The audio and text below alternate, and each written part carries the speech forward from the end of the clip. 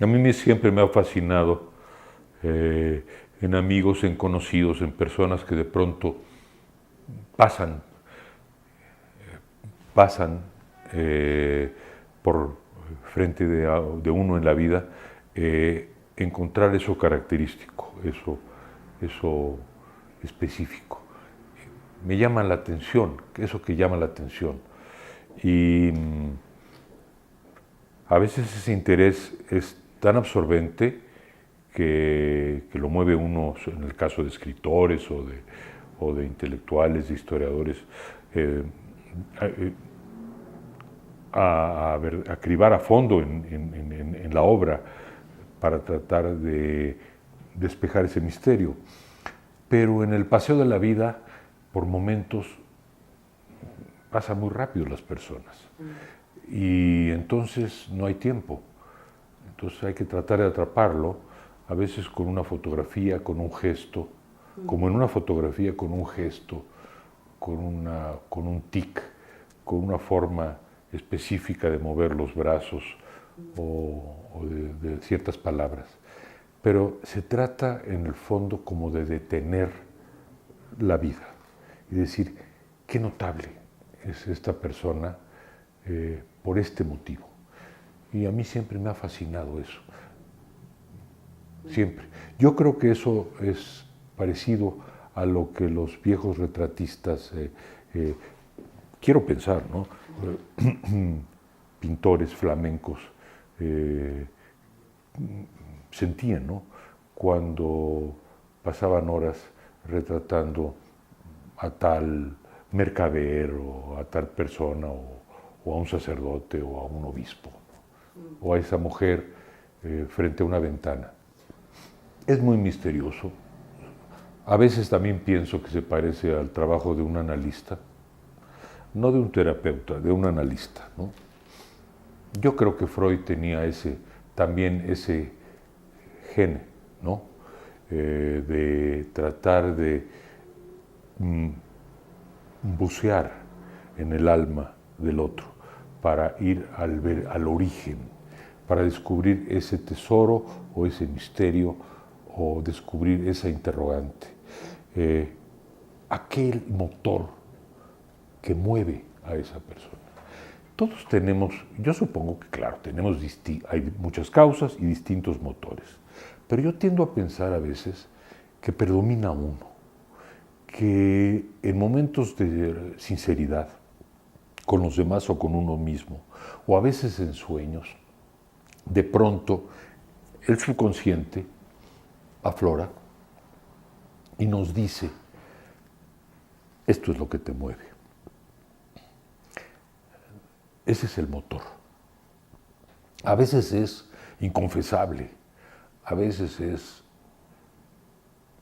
difícil descubrirlo, ¿no? Pero en otros casos no.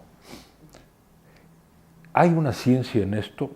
Francamente lo dudo. Yo creo que es verosímil pensar que que es verosímil esa búsqueda, o más bien creo que uno puede encontrar ese motor, pero no con certeza científica, acercándose sin embargo a lo verosímil.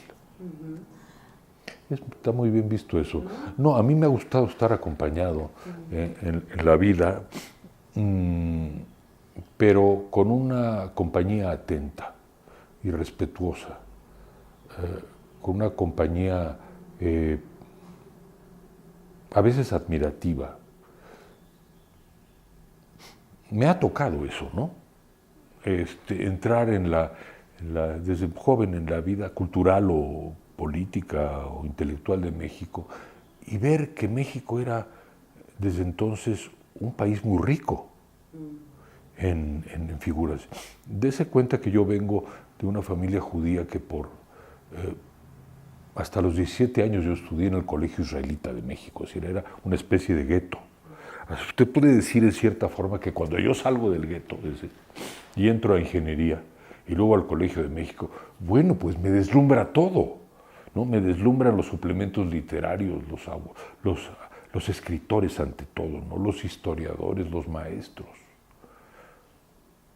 me deslumbran bastante menos. Los políticos más bien me repugnan, pero me interesan, ¿no? Como quien estudia una fauna extraña y fascinante, sí, pero repulsiva también, ¿no?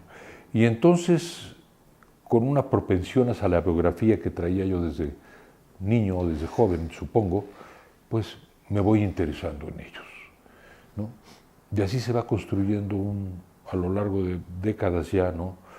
un trabajo que a veces consiste en biografías en toda forma amplias y otras en ensayos biográficos y otras en meras acuarelas o viñetas, pero de personas que conocí, que vi, que estudié, pero que no quise dejar en el olvido, ¿no?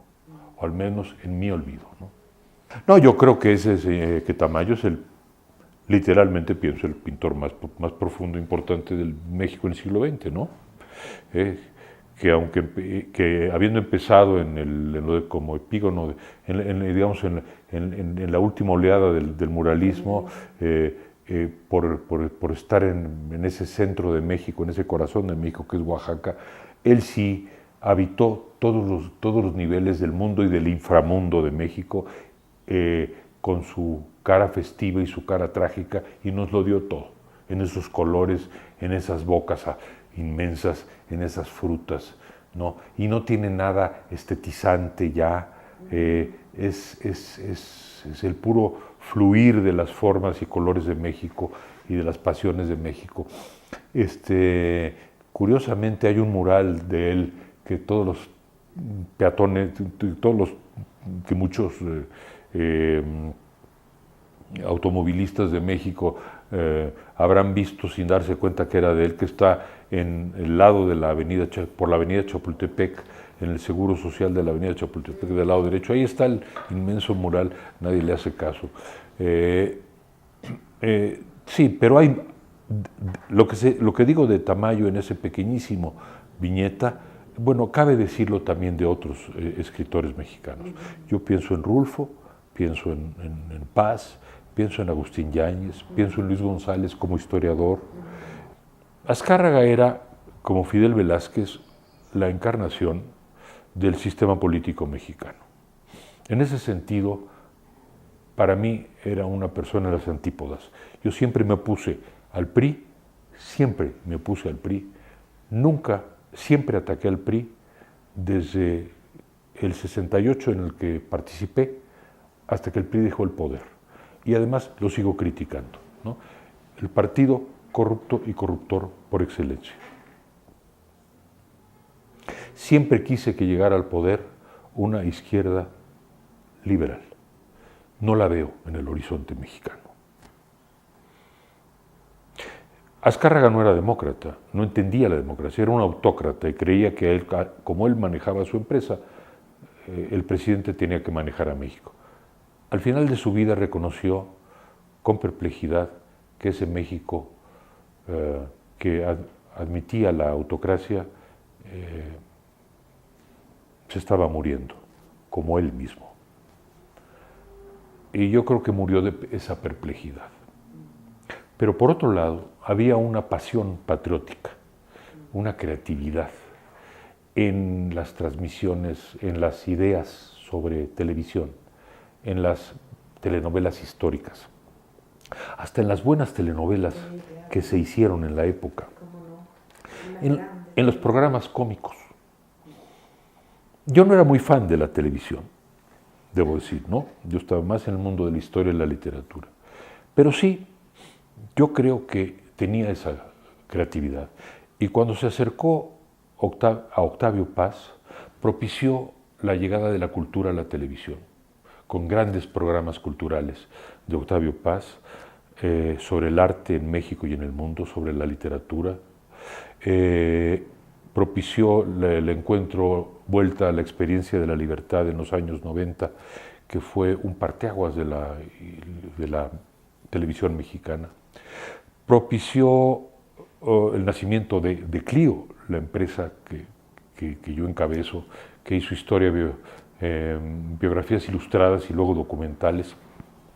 Era un hombre que respetaba la cultura, y que llevó la televisión y el entretenimiento a millones de personas. Era contradictorio, era difícil, por momentos insoportable, autoritario, pero también, como digo, patriótico y creativo. Entonces, a mí me dolió mucho su muerte. Tuve una relación entrañable, pero también muy difícil con él. Y yo creo que el mundo que él dejó, en 1997 murió, se volvió inhabitable para él. Al final de su vida me llamó un día y me dijo, a ver, ahora sí explícame, ¿qué carajos es eso de la democracia que siempre has estado hablando? Porque ahora sí quiero entender, porque no entiendo nada. Pepe Bianco, del que fui muy buen amigo, cuando lo vi en Argentina, el gran escritor, secretario de redacción de la revista Sur, en 1979 lo conocí en Argentina. Y Pepe me decía que él estaba releyendo a Bertrand Russell, su ensayo que se llama ¿Por qué no soy cristiano? Y en ese ensayo Russell dice que le era antipática la figura de Jesús en el sentido de que siempre estaba indignado y que eso, aunque era justificado, reducía los registros de la vida, ¿no?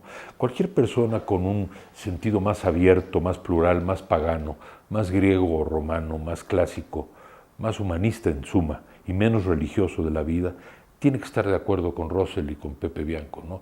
La indignación es un ruido, la indignación es fácil, la indignación tiene 140 caracteres o menos, ¿no? Y también es indulgente con quien la siente, es como una borrachera, es fácil. Analizar y entender y distinguir es más difícil.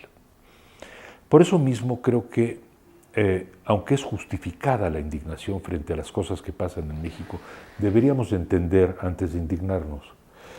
Yo he escrito un largo ensayo recientemente sobre el tema del desencanto de México. Yo creo que no podíamos haber esperado un México distinto al que tenemos ahora, de violencia, de inseguridad, de impunidad y de corrupción, porque para eso nos preparó el siglo XX. El PRI era corrupción, impunidad y violencia organizada, institucionalizada. Y no era justicia, y no era igualdad ante la ley, y no era Estado de Derecho. ¿Me entiende? Nos preparó mal el siglo XX para el siglo XXI. Ahora bien, frente a eso hay que indignarse.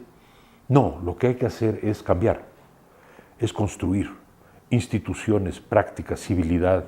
Hay que introducir debate público, enriquecerlo, respeto, ciudadanía, tantas cosas, para que al mismo tiempo que se entiendan las malas herencias del siglo XX, también se aprecie lo que sí se tiene.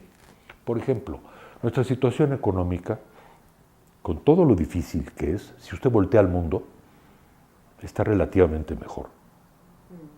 Si usted voltea a la América Latina, está relativamente mejor. México no es un país petrolizado ni estatizado, es un país con una dinámica económica propia, muy desigual socialmente, muy desigual, con un gran problema de pobreza todavía, pero es un país que hay que analizar frente a su propio pasado y frente al mundo con más objetividad.